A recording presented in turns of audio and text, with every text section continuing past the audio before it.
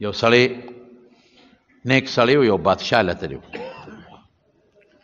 نیک سړی و، بادشاه له تللی و، او بادشاه ته درخواست وکړه چې ما یو ځای کې ما له څه نوکري راکړه یا څه هر څه چې و.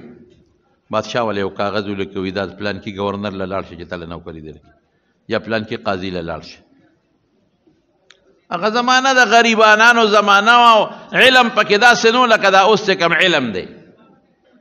دا هغه کاغذ جیب کې واچو، په لار را روان دی. چې په لاره راته په دې لاره کې یو جنازه پرته او خلک ورسره ډېر زیات ولاړ دی. ده ته وایي هغه خلک وایي ملګري ده وی تپوس وکړو دا سري وي دا جنازه ده. زه ورګه د جنازه کې به شرکت وکړو، څوک مسلمان مړ دی زه به پکې شرکت وکړم. جنازې له ورغې خلکو ته میلمه جنازه درځي وی یو، مخکې د جنازې مونځ امامتي درځي وی یو، وی راشه د امامتي ته وکړه. وی ولې؟ وی مونږ کې څوک نشته چې هغه امامتي وکړي. او دا ته زه حقیقت هم وایم، که ته وایې دا څنګه وایي په دې سند ته زه تېر یم سوراب احمد جي صاحب ته هغه نه تپوس وکړې. نو هلته خلکو غریبانانو له نه مونځ ورته نه جنازې ورتلې، هېڅ پته نه لګېده.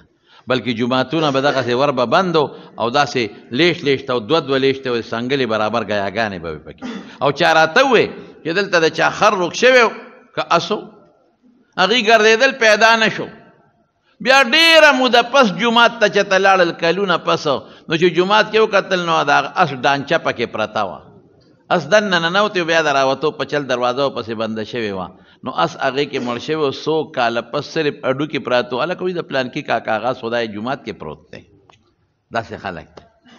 اولته ما په خپله تپوس وکړو، هلته خلکو راته ووایي دلته خلک د رمضان په روجو په سیزن کې خلک ودونه کوي، روجې څوک نه. او داودیانه جي صاحب یو ځل خبره کوله، هغې به هلته وایي زه راتلم وایي ما ته خلک وایي چې حاجي صاحب ته ځې؟ وایي مې او وایي زمونږ دا پلار باندې جنازه وکړه نو بیا لاړ شه. ما ورته وایي چې ولې پلاره مړ شو څه؟ وایي نه مړ نه دی. نو چې مړ نه دی نو په جمدي را باندې جنازه کې؟ وایي نه بس سخت دی، ځان کدنې دی، خو که ته لاړې مري نو که ته بیا ستا نه پس دی مړ شو نو جنازه به پې څوک کوي؟ ایډوانس کې پې جنازه وکړه پیش کي. دا خلک